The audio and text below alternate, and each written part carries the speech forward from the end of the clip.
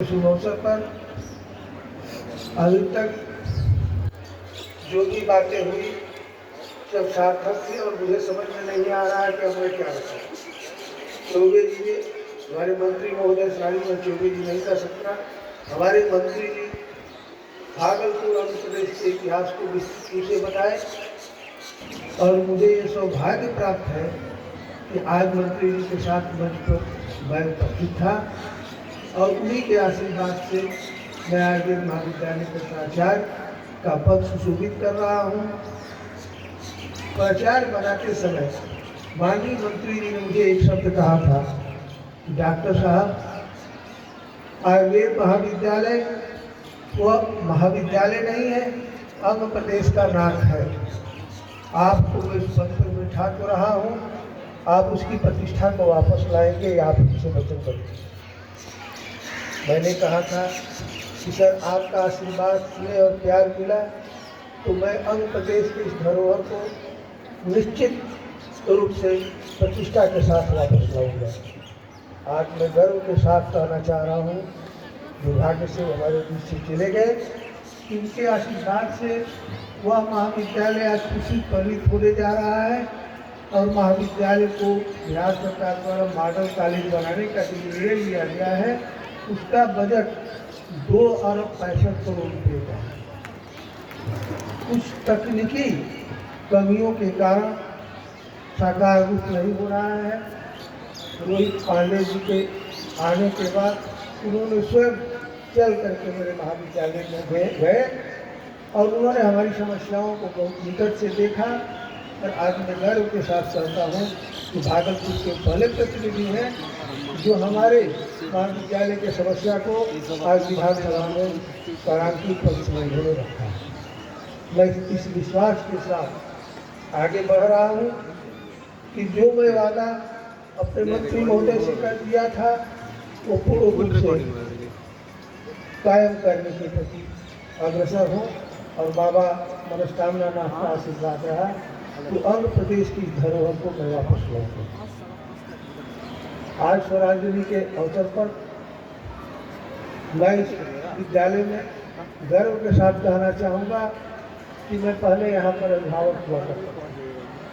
हमारे मंत्री बैठे हुए हैं, आज मुझे अध्यक्ष का पद दिया गया और कार्य विद्यालय दिन प्रतिदिन प्रगति के रास्ते पर अग्रसर है। विद्या भारती का स्पष्ट संदेश है कि हम सिर्फ शिक्षा नहीं देते हैं, हम शिक्षा के साथ संस्कार देते हैं।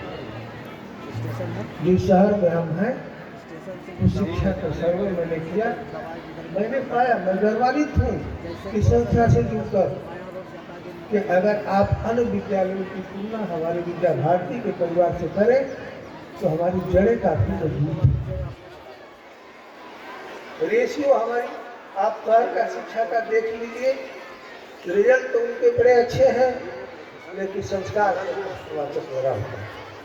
मैं गर्व के साथ कहता हूँ कि हमारे विद्यालय से निकला हुआ छात्र उच्च पदासीन तो है लेकिन साथ साथ उसके साथ हमारा दिया हुआ संस्कार है और हमारा विद्यालय शिक्षा के साथ संस्कार के रूप में जाना जाता है। हमारी संस्कृति रही है मातृदेवो भव, पितृदेवो भव, अतिथि देवो भव। आज हम माता पिता और अतिथि की स्थिति देख रहे हैं तो हम अपने संस्कृति के तरफ विचार करते कि हम क्या कहाँ हैं। यह विद्यालय उसी संस्कृति को पुनर्जागृत करने का प्रयत्न कर रहा है और हमारे विद्यालय से निकले हुए छात्र आज उसी रास्ते पर जा रहे हैं जो हमारी प्राचीन संस्कृति बनाती है। मैं आप लोगों के सामने एक छोटा सा नज़ीर पेश करना चाहूँ। अभी कुछ दिन पहले भारत सरकार ने पद्मश्री अवार्ड एक ऐसे व्यक्ति विदेशी को दिया, रुडगर कार्टन हर्ट, जो आयरलैंड के बहुत ही वयोवृद्ध विद्वान थे। उन्होंने अपने पद को इस्तीफा दे करके और भारतवर्ष में आकर के उन्होंने संस्कृत विद्या की शिक्षा ली और संस्कृत का ज्ञान प्राप्त कर वो आज अपने आयरलैंड अपने देश में संस्कृत विद्यापीठ चला रहे हैं। और आयरलैंड एक ऐसा देश है जहाँ पर सभी समुदाय के बच्चों को संस्कृत पढ़ना अनिवार्य है। आप देखते हैं हमारे यहाँ भी पाठ्यक्रम में एक सब्जेक्ट संस्कृत का रखा गया है। ऐच्छिक नहीं, आप चाहे तो पढ़ सकते हैं, चाहे तो नहीं, लेकिन आयरलैंड में संस्कृत को आवश्यक कर दिया। चाहे किसी धर्म का हो, मुस्लिम हो, सिख हो, ईसाई हो, हिंदू हो, पारसी हो, सबको संस्कृत पढ़ना है। क्यों? ये हमारी संस्कृति है। आज हम आयुर्वेद के हैं, हमारे आयुर्वेद की जितनी पुस्तकें हैं सब संस्कृत में श्लोक में लिखे हुए हैं। आज उस पर रिसर्च हो रहे हैं, उस पर कार्य चल रहा है। आज हमारे जो वैज्ञानिक जो भी तंत्र डेवलप करके गए उसका विदेश की रिसर्च अनुसंधान हो रहा है, लेकिन हम कहाँ जा रहे हैं ये हमको विचार करने की जरूरत है। उस आवश्यकता को पूर्ति करने के लिए हमारा विद्या भारती परिवार बहुत लंबे समय से अभी हमारे सचिव महोदय ने अपने स्थापना काल से लेकर के अपने विद्यालयों की संख्या, अपने छात्रों की संख्या को बताया।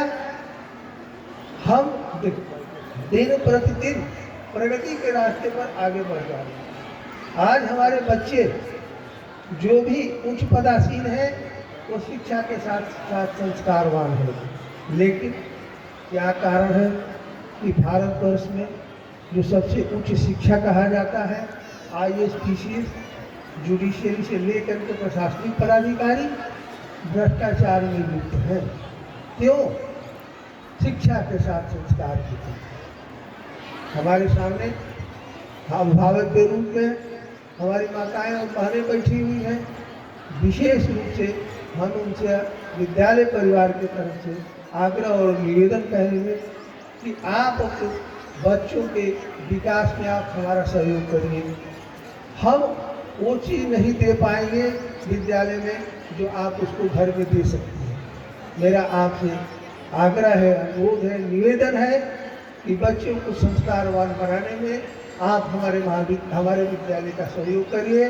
और हम विश्वास आपको दिलाना चाहेंगे कि आपका विद्यालय, अगर आपका बच्चा हमारे विद्यालय से शिक्षित होकर के अगर उस समाज में जा रहा है तो समाज के लिए आपका ही नहीं, इस समाज का भी एक जो है चरित्रवान, नैतिकवान और देश के लिए एक गौरवशाली परंपरा स्थापित करेगा।